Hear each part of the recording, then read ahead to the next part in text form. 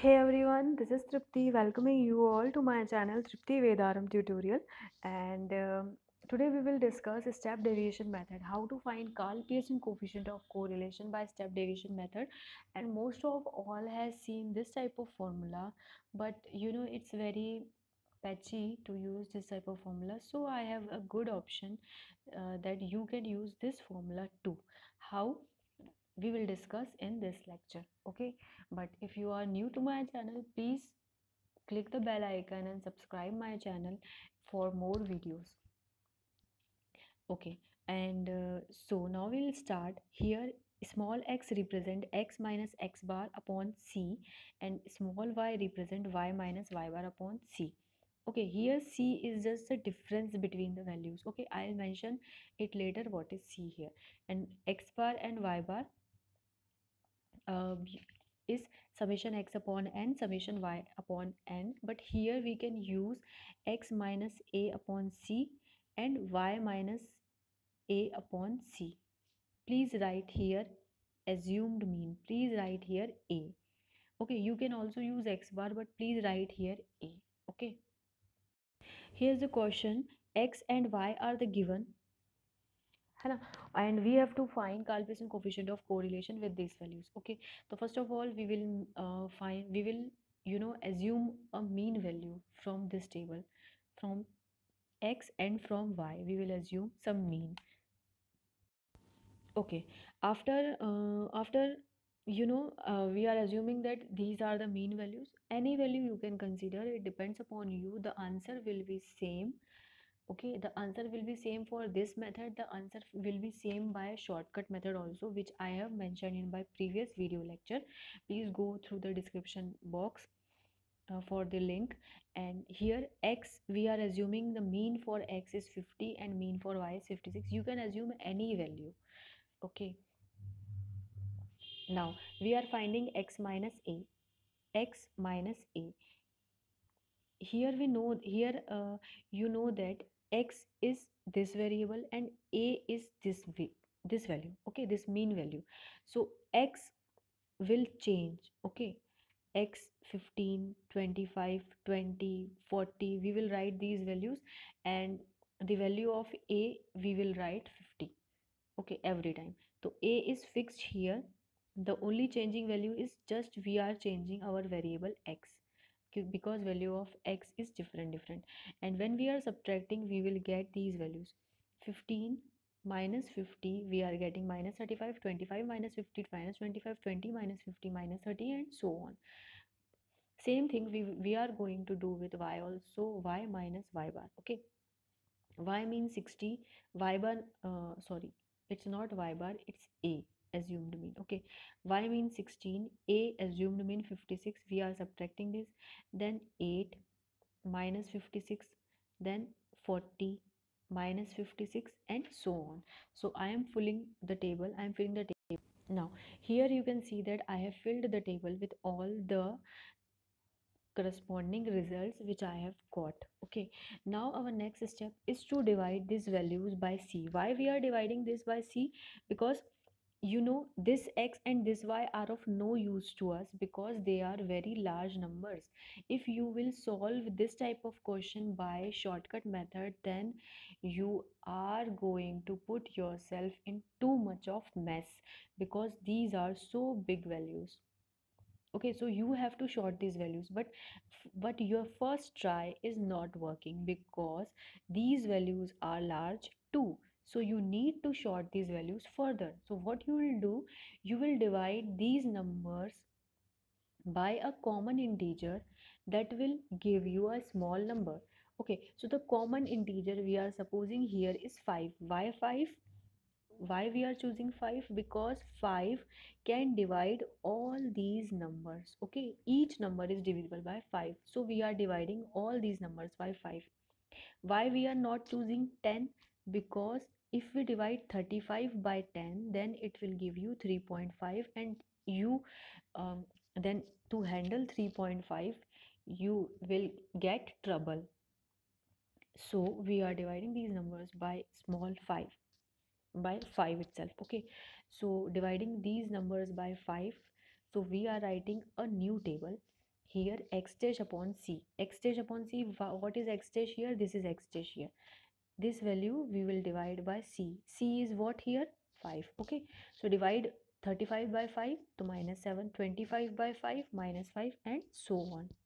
Okay, got it? Divide all these values by 5. Similarly, when we are looking towards y, these values are large too. So to handle these, we will divide these values with a common integer so that we can get smaller values. So we are dividing all these by 8, because dividing by 8 these values will get smaller. Okay, so 40 divided by 8 we will get minus 5, 48 divided by 8 we will get minus 6, and so on. Okay. Okay, so just see here that we have divided y dash by 8 and x dash by c. C means 5 here. Okay, just put it 5 here. So we will get the new value of x and y.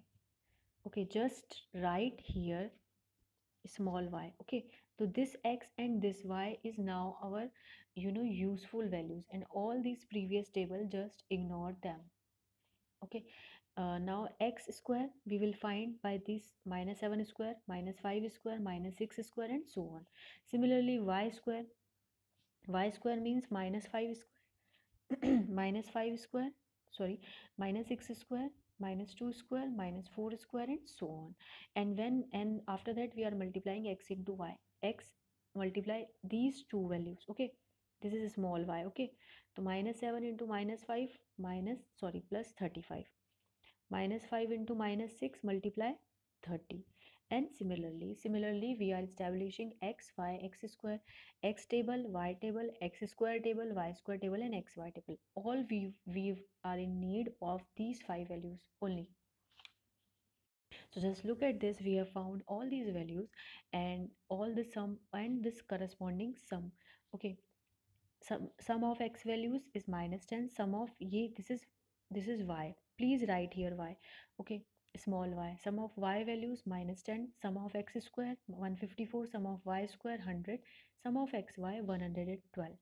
Okay, now we are ready to put these values in formula. Please don't forget to see my video on shortcut method, calculation coefficient by shortcut method. Okay, and if you are liking the video, please hit like, it's really motivate me. And here is the total number of values. Total we have 10 values on the table. Okay, just look at the table, how many value we have given: 1 2 3 4 5 6 7 8 9 10. So capital N equals to 10. Okay, so we have all these values: summation y, summation x square, summation y square, and we have this formula to welcome these values. Okay, so just we have to put these values in this formula. So guys, be ready, and you can also pause video and try by yourself. Okay, so we have this formula, we are just putting the values. Okay, nothing else. 10 summation xy 112, summation x minus 10, summation y minus 10 here, sorry, n means 10 here. Okay, sorry, here 10 here. Okay, summation x square, don't forget to differ these two terms. Okay, summation x square and summation x whole square, both are different. X square, and here only x. Okay, x square means this value. Okay, so summation x square means 154. And what about summation x square? Summation x means minus 10 and square. Okay, so here value minus 10 square. Similarly, summation y square is 100. Summation y square is 100, and summation y ka whole square is minus 10 square. Okay, just multiply these values and you will get your answer. This multiply by this, minus minus cancel each other. 10 154 1540, minus का square है, minus squared is plus, and this sign is minus.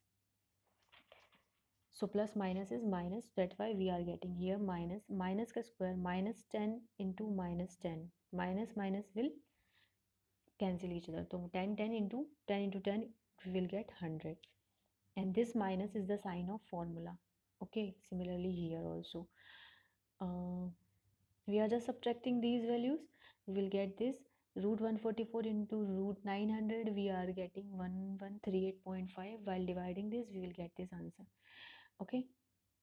Okay guys, in previous video of Karl Pearson coefficient, I have also mentioned this type of formula for shortcut method, this type of method for, and this type of formula for how to make this formula. I have mentioned this in previous video. Please go through it.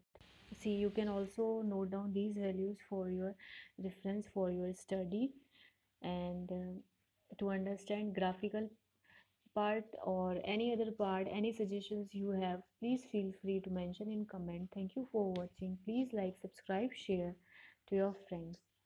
Thank you for watching.